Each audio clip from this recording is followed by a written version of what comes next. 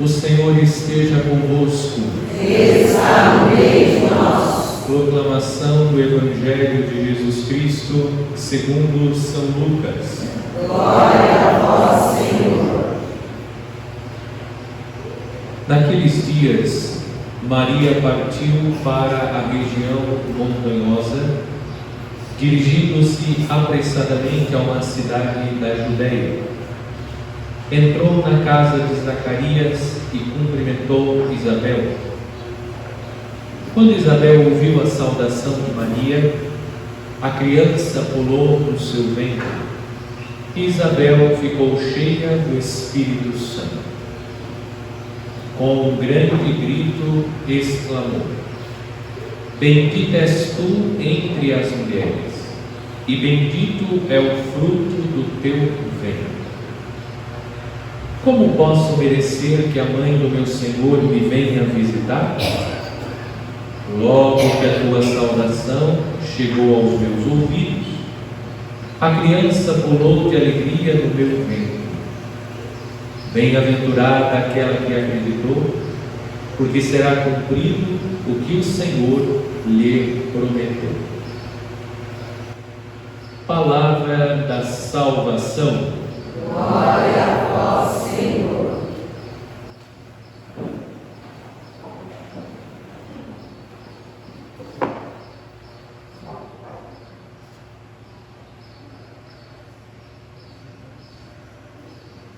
No dia 17 de dezembro, iniciamos a segunda fase do período do Advento. A segunda fase nos prepara diretamente para a celebração do Natal do Senhor. Antes de entrar na segunda fase, nós passamos pela primeira, e durante a primeira fase nós recordamos especialmente a verdade fundamental da nossa fé, uma delas, a vinda gloriosa de nosso Senhor. Gostaria de fazer uma retrospectiva das meditações que fizemos, para que todos possam ter diante dos olhos o fio condutor que está conduzindo a comunidade durante o Advento, e para que nós possamos compreender a espiritualidade do tempo do Advento. Na primeira parte, como mencionei, nós contemplamos, sobretudo, a vinda gloriosa de nosso Senhor. Iniciamos o tempo do Advento, no primeiro domingo, sendo advertidos por Cristo: estai atentos e orai sem cessar. A nossa meditação teve presente o versículo citado. Nós meditamos sobre as distrações. Nos dias de hoje, sobretudo, nós estamos distraídos com as telas. As telas têm ocupado um tempo demasiado da nossa vida, e assim não temos tempo para as coisas que de fato merecem tempo.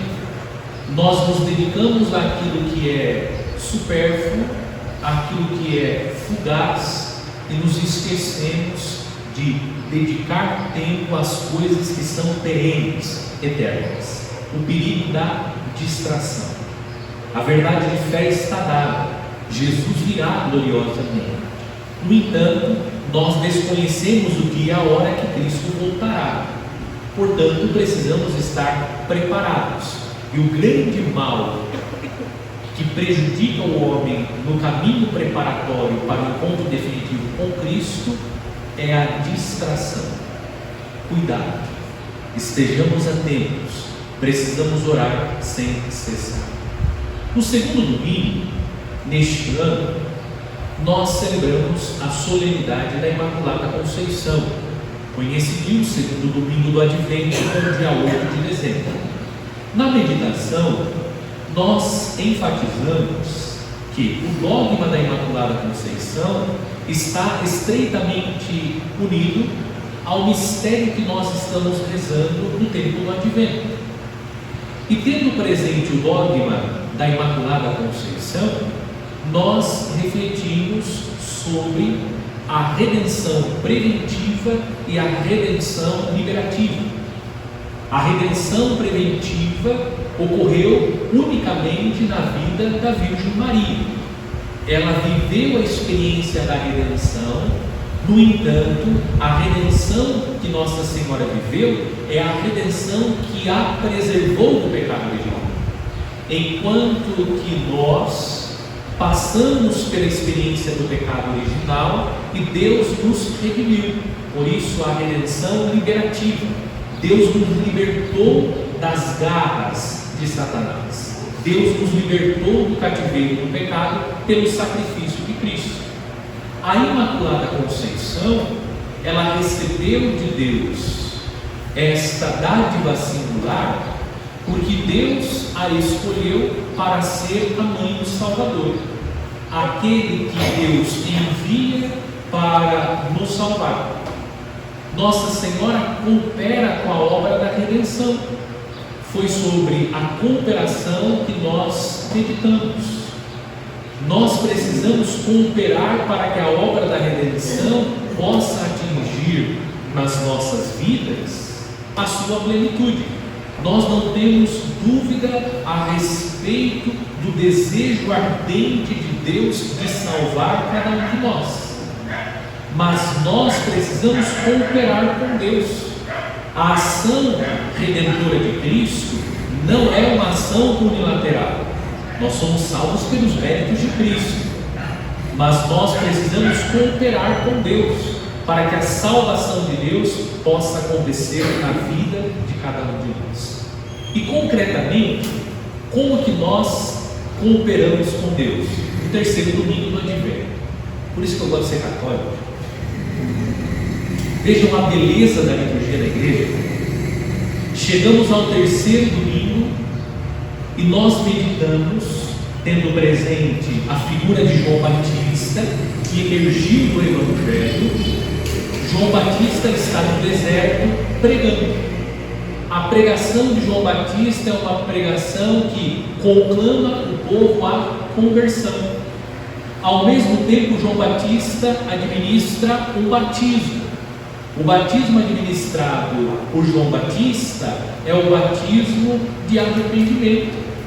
João está conclamando o povo à conversão e ao arrependimento, pois ele recebeu de Deus a missão de preparar o caminho para que o povo possa reconhecer Jesus como Messias e acolhê-lo como o Salvador. E na meditação, tendo presente a figura de João Batista, que nos convida à conversão, nós encontramos três grupos no Evangelho: as multidões, os cobradores de impostos e os soldados. Os três grupos fizeram a mesma pergunta a João Batista: o que devemos fazer? João está pregando, conclamando o povo à conversão, batizando para que o povo se arrependa dos seus pecados. Eles se aproximam de João e perguntam: João, o que devemos fazer para receber o Messias? E João diz, a primeira resposta de João: as multidões. João diz: vocês precisam dar de comer a quem tem fome e vestir aqueles que estão nus. O que nós aprendemos com João Batista? Aquilo que nós meditamos no segundo domingo sobre a cooperação, pela prática da caridade nós cooperamos para que Deus possa operar a nossa salvação. Se nós como cristãos não praticamos a caridade, nos fechamos à ação salvífica de Deus. A caridade é algo que identifica os cristãos. João respondeu a primeira pergunta dirigida pela multidão citando as obras de misericórdia que Cristo, no capítulo 25 do Evangelho de São Mateus, ensina. Nós entendemos que a preparação para o encontro definitivo com Cristo e a conversão, ela se manifesta pela prática da caridade. Mas não tinha só a prática da caridade, tinha também a necessidade de abandonar a prática do mal. Os outros dois grupos, João respondeu: os cobradores de impostos. João disse: vocês precisam parar de cobrar mais impostos do povo. O império estabelece o valor, vocês acrescentam, e o acréscimo vocês estão colocando no próprio bolso. Parem de cometer este mal, parem de pecar. O terceiro grupo, os soldados, João disse: parem de agir com violência, tirando dinheiro do povo. O que João Batista está dizendo? Que nós precisamos abandonar as práticas do mal. Se nós não abandonamos as práticas pecaminosas, a obra da salvação de Cristo não irá ocorrer nas nossas vidas. É fundamental, essencial, substancial, necessário para a nossa salvação que nós pratiquemos a caridade e abandonemos as práticas do mal. Vejam que toda a primeira parte do Advento, ela nos convida à conversão, à mudança de vida. Nós precisamos superar as distrações, precisamos cooperar com Deus para que a obra da salvação de Deus aconteça, e essa cooperação se manifesta tendo presente o ensinamento de João Batista na prática da caridade e no abandono das práticas pecaminosas. Não é suficiente praticar caridade. Você pode oferecer um caminhão de cesta básica aos pobres, mas se você não abandona as práticas do pecado, a salvação não acontece. Você pode abandonar as práticas do mal, mas se você não pratica a caridade, a obra da salvação não acontece. As duas coisas precisam acontecer. E entramos na segunda parte do Advento. E hoje nós encontramos, na primeira parte, a figura de João Batista. Na segunda parte do Advento, a figura da Virgem Maria, aquela que cooperou com Deus para que a salvação acontecesse, aquela que viveu a sua missão. Hoje o Evangelho nos convida a compreender que aproximar-se da Virgem Maria é o mesmo que se aproximar de Cristo Jesus. Na medida que nós vamos crescendo no amor a Nossa Senhora, nos aproximamos mais de Jesus. O que nós encontramos no Evangelho? Qual é a cena? É a cena do segundo mistério que nós rezamos no terço, quando meditamos os mistérios gozosos. O encontro da Virgem Maria com sua prima Santa Isabel. É o segundo mistério dos mistérios gozosos. O encontro de Maria e Isabel é o encontro do Antigo e do Novo Testamento. Isabel, uma mulher senil, uma senhora idosa. Maria, uma jovem, a jovem de Nazaré. Isabel representa o Antigo Testamento, Maria representa o Novo Testamento. O que o Evangelho nos ensina? Que Deus cumpre as suas promessas. Aquilo que Deus anunciou no Antigo Testamento, sobretudo através dos profetas, como hoje ouvimos a profecia de Miqueias, anunciando a chegada do descendente de Davi, que virá de Belém, e Jesus nasce em Belém, nós contemplamos, através do encontro de Maria e de Isabel, Deus cumprindo a sua promessa. O primeiro ensinamento que nós recebemos da palavra de Deus neste domingo é que Deus é fiel às suas promessas. Se nós cooperamos para que a obra da salvação de Deus aconteça, e isso se manifesta na prática da caridade e no abandono das práticas pecaminosas, Deus vai cumprir a sua promessa, isto é, Deus vai nos salvar.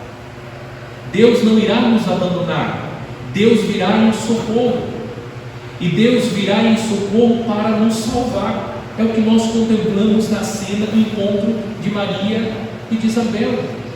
É Deus cumprindo aquilo que Ele anunciou no Antigo Testamento, de Isabel. E ela está gerando no seu ventre o último profeta do Antigo Testamento, João Batista. E João Batista pula de alegria no ventre de Isabel, porque João Batista sente a presença do Salvador que está no ventre da Virgem Maria. Que mistério! Isabel não sabia que Nossa Senhora estava grávida.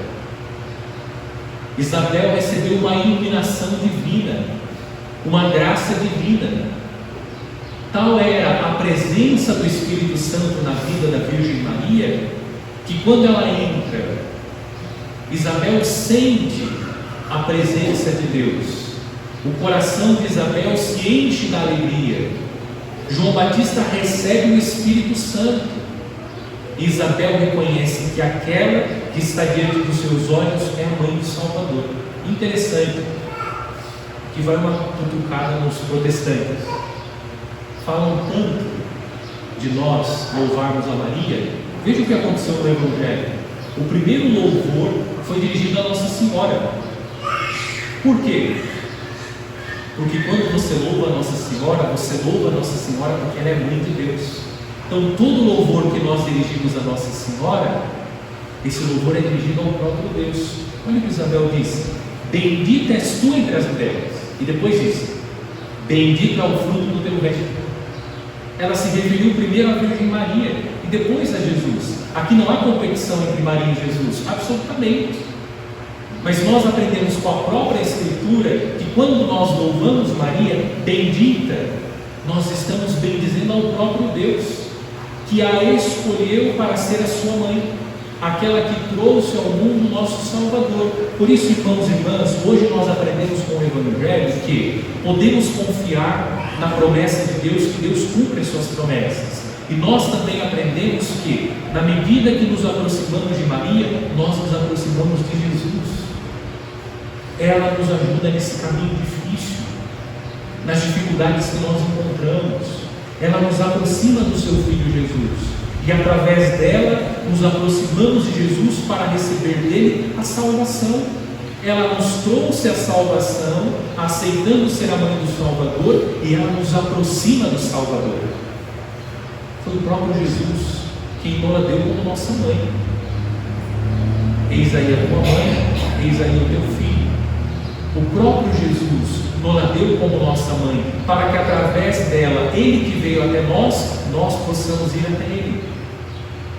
Vamos pedir a Deus nesta Santa Missa a graça de amar mais Nossa Senhora, porque quando nós amamos Nossa Senhora, um amor genuíno, nós amamos muito mais a Deus, porque ela nos ensina a amar a Deus, ela nos ensina a servir a Deus. Nossa Senhora é uma mulher de fé. Isabel diz: bem-aventurada aquela que acreditou, porque será cumprido o que o Senhor lhe prometeu.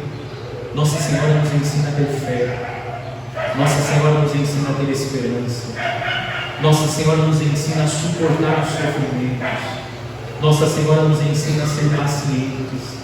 Quantos ensinamentos Nossa Senhora oferece, mas nós precisamos nos colocar na escola de Maria, porque na escola de Maria nós aprendemos a reconhecer Jesus como nosso Salvador. Que Deus nos conceda esta graça de amar a sua mãe, a Virgem Maria, para que, amando Nossa Senhora, sendo devotos a ela, nos aproximando dela, nos aproximemos mais de Jesus. Porque a verdadeira devoção a Nossa Senhora, desculpe, não é usar correntinha, não é usar escapulário, medalha de Nossa Senhora das Graças. Essa não é a verdadeira devoção. A verdadeira devoção é aquela que nasce do nosso coração, um coração sincero que deseja se aproximar de Maria, amá-la, porque reconhece que a devoção a Nossa Senhora nos aproxima de Jesus e ela nos ensina a fazer a vontade do seu Filho. Depois vem a correntinha, a bolinha, o escapulário, como sinal externo de uma forma de cultivar a devoção a Nossa Senhora, mas o fundamental é que toda e qualquer devoção à Virgem Maria nos ensine a amá-la, porque amando-a nós estaremos mais próximos de Jesus e aprenderemos com ela a fazer a vontade de Deus e a fazer tudo aquilo que Ele nos disser.